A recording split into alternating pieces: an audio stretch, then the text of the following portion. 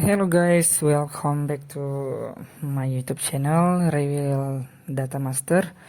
Di sini kita bakal lanjut untuk part 2-nya ya, yang data-data udah gua siapin untuk part 2 dari tim Uzbekistan sendiri. Dan untuk part 2 ini kita lebih fokus ke arah gameplaynya guys, karena data umumnya udah gua sampaikan kemarin di data secara keseluruhannya ya. Kemudian untuk kali ini kita bakal masuk ke data animasi gameplaynya. Nah ini udah gue siapin. Mari kita langsung analisis saja gameplay. Pertama, untuk Uzbekistan sendiri, mereka untuk build up serangannya, mereka lebih cenderung agak ke arah satu sisi guys. Jadi mereka cenderung manfaatin pemain sayap kayak gini, pemain sayap sebelah sini atau sebelah sini. Nah jadi sayap mereka cukup aktif ya. Kemudian untuk transisinya, mereka cenderung transisi di melalui titik tengah. Jadi mereka nggak langsung dari ujung ke ujung, itu nggak, mereka ke tengah dulu, ke tengah. Jadi mereka benar-benar jaga bola baik-baik, mereka nggak mau kehilangan bola guys. Nah ini gameplaynya, contohnya gini guys. Nah mereka kasih ke arah sayap, dari sayap kasih ke tengah dulu. Nah dari tengah kasih lagi ke tengah. Nah transisinya cenderung pelan kayak gitu. Kemudian minusnya mereka lagi, dari hasil pengamatan gua, mereka itu transisinya agak lambat. Jadi misal tadi kita balik ini, si nomor 7 dapat bola. Nah, nomor 7 ini nggak langsung passing biasanya, guys. Nah, nomor 7 ini nggak langsung passing, guys. Dia biasanya gocek dikit, baru kalau udah buntu dia passing gitu. Terus di tengah juga dia dribble dikit. Nah, gitu.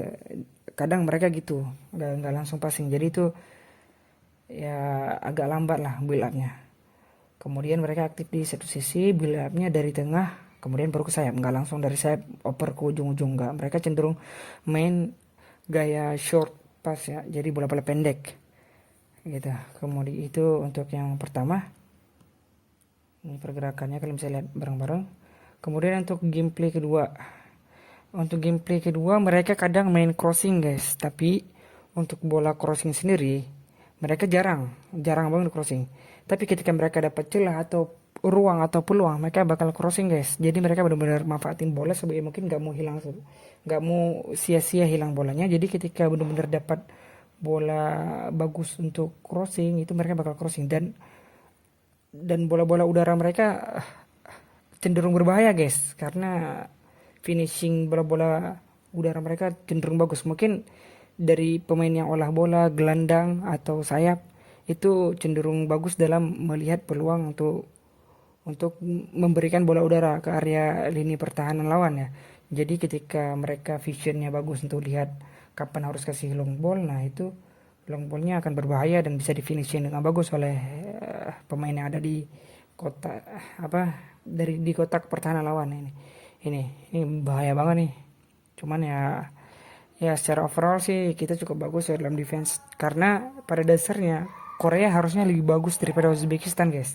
Mulai dari pertahanan Korea lebih rapi, pressing juga Korea lebih ketat. Cuman pressing Uzbekistan juga ketat guys.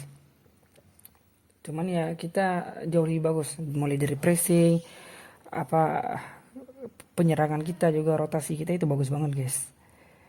Rotasi kita, serangan kita. Jadi harusnya di atas data kita bisa menang. Karena apa? Karena Korea lebih solid daripada Uzbekistan guys. Dan kita bisa ngalahin Korea, harusnya kita bisa ngalahin Uzbekistan ya. Kurang lebih gitu untuk analisis terkait data fakta pertama dari gameplay Uzbekistan guys ya. Oke guys, kemudian kita lanjut ke gameplay mereka yang berikutnya. Kali ini kita bakal bahas rotasi mereka ya. Formasi utama mereka itu 4-2-3-1 ya, atau 4-3-3 lah. Nah, jadi rotasi mereka tuh yang pertama ketika build up. Ketika build up mereka itu bakal berubah, guys. Jadi bakal jadi 4-1-4-1-2-3. Jadi bakal ada satu DM yang bakal nemani DF untuk supply bola ke depan ntar. Jadi gini kurang lebihnya. Nah, jadi bola di belakang. Nah, itu si 17 maju dia. Gitu. Gue ulang, sorry. Nah, dia over. 17 maju dia. Nah, gitu. Nah, kemudian di data terakhir ini bisa kita lihat. Support mereka tuh, mereka mainnya supportnya deket, guys. Nah, jadi dari si kawan ini di cover sama si kawan ini, sama si kawan ini, si kawan ini, dan si kawan ini. Mereka itu backupnya cepet dan rapat, sama kayak Indonesia sebenarnya.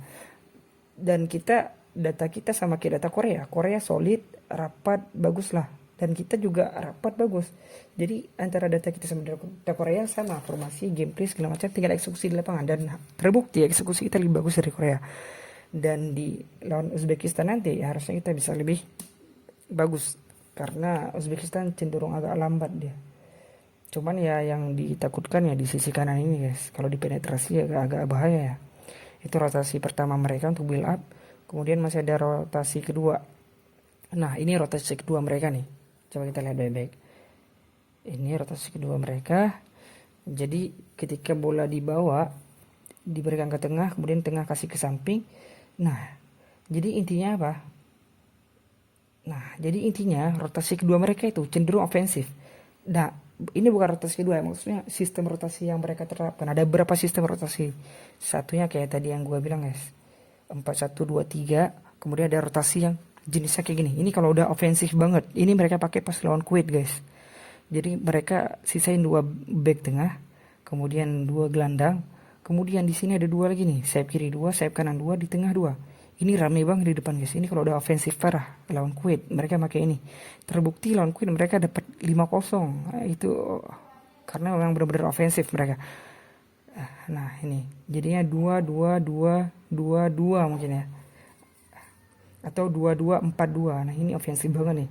Dan ketika mereka nerapin ofensif yang begitu kuat, counter attack kita bisa powerful ini, karena mereka counter attack defense-nya lemah banget. Pertama, kenapa? Recovery mereka lambat. Oke. Kedua, defender mereka kurang. Jadi secara keunggulan kita counter attack bakal menang kalau mereka udah pede banget ofensif nih. Cuman kemarin aja Kuwait punya peluang counter attack guys, cuman finishing Kuwait aja yang jelek. Sekelas Kuwait dan tim-tim lain counter attack Uzbek mudah, karena mereka terlalu pasif di bagian di belakang ketika udah ofensif. Itu mungkin bisa jadi keunggulan kita kalau kita bisa manfaatin tema counter attack. Kemudian ada rotasi satu lagi yang mereka bawa, yang gue perhatiin. Di sini formasi awal masih sama, kemudian kita ke rotasi. Jadi di sini kita bisa lihat, gue ulang, kita bisa lihat wingback mereka atau fullback cenderung aktif guys, support serangan ke depan. Nah, jadi bisa kita lihat sama-sama di sini. Ini gua post. Nah, fullback mereka aktif, guys. Naik, maju, bantu serangan. Dan di posisi gelandang ada yang turun bantu pertahanan satu untuk cover atau bantu build up ntar kalau ada problem. Nah, jadi di fullback dapat bola, dia maju ke depan. Kita lihat bareng-bareng. Nah, langsung build up-nya. Nah, build up-nya jadi berubah, guys. Jadi 2-3-2-3. Itu benar-benar ofensif. Mungkin karena lawan mereka di fase grup itu nggak terlalu berat ya, jadi mereka ofensifnya agak kuat.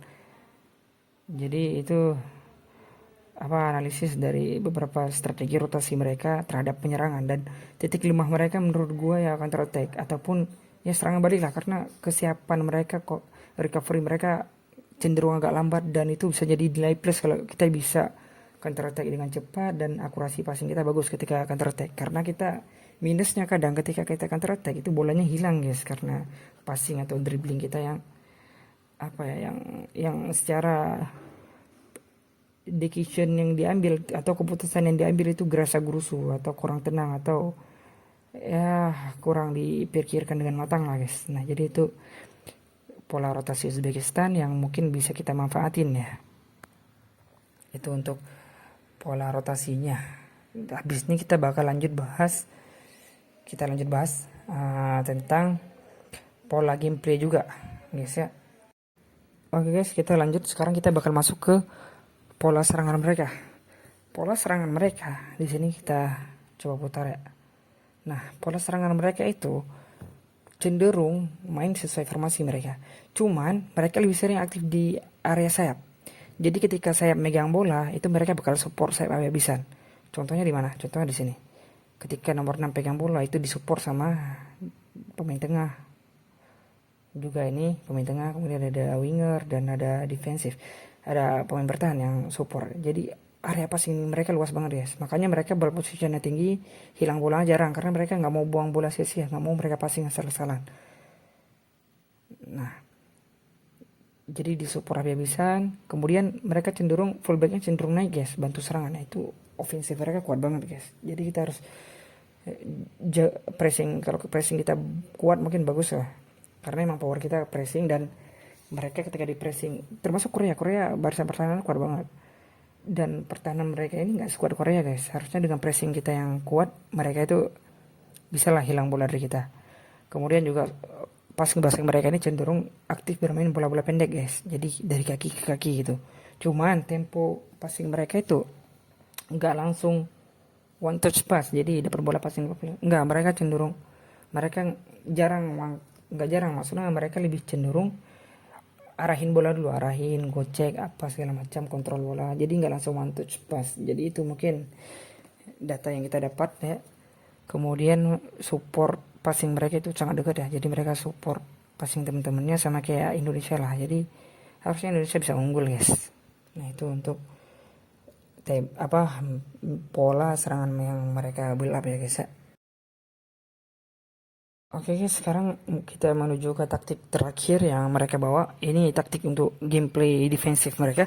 Nah, pola defensif mereka setelah gua analisis, mereka ini lebih cenderung main ngepres guys. Jadi ketika bola hilang mereka ngepres. Contohnya gini, ketika nomor 6 passing bola dapat bola sama Witan, itu Witan cenderung dipres guys, sehingga Witan hilang kontrol, bolanya dipotong gitu, atau Witan hilang passing, jadi kita nggak boleh lama. Sebenarnya pola ini sama kayak Korea, dan kita bisa nge-treat Korea dengan baik. Harusnya kita juga bisa nge-treat Uzbekistan ya guys ya, karena pola Korea juga gitu, ngepres langsung. Ketika ngepres dikejar baik-baik, even pemain tengah sekalipun mereka bakal ikut ngepres, dan pemain depan. Nah, Korea juga gitu, dan kita bisa nge-treat Korea dengan baik. Harusnya kita juga bisa nge-treat si Uzbek ini guys. Itu untuk pola pertahanan mereka, press ya. Kemudian ketika mereka ngepres ini, Witan dapat bola, ini Witan, kemudian mereka ngepres dan mereka gagal dapat bola, itu mereka bakal balik ke posisi awal 4-2-3-1. Kalau tadi amburadul karena untuk ngepres, yang depan maju ikut ngepres, yang belakang ikut ngepres, yang samping ikut ngepres semua. Yang ini rapat semua ikut ngepres. Ketika mereka gagal dapetin bola, itu mereka bakal balik ke posisi defensif awal, yaitu 4-2-3-1. Kalau tadi mereka nggak peduli, yang penting press. Ketika hilang bola langsung press. Kalau sekarang mereka balik ke posisi awal kalau udah di press tapi lepas, karena mereka mainnya disiplin. Sebenarnya kunci dari Uzbekistan ini setelah gua analisis, mereka ini mainnya cenderung disiplin, gak mau asal-asal kehilangan bola, gak mau posisinya sembarangan kosong gitu. Jadi ya secara overall mereka rapi lah, teamworknya, intinya mereka di teamwork lah. Nah itu, jadi ini aja guys analisis gameplay dari Uzbekistan part 2 nya yang udah gua rangkum. Buat kalian yang suka dengan video data dan fakta juga analisis seperti ini, bisa bantu gua dengan subscribe, comment, like, and share video ini ya guys ya. Terima kasih buat udah nonton, thanks for watching. Buat kalian yang punya pendapat dan analisis sendiri, kalian bisa ngisi kolom komentar di bawah ya guys ya, untuk kita sama-sama bareng-bareng diskusi dengan yang lain-lain. Buat kalian dipersilakan dengan salam hormat. Thanks for watching.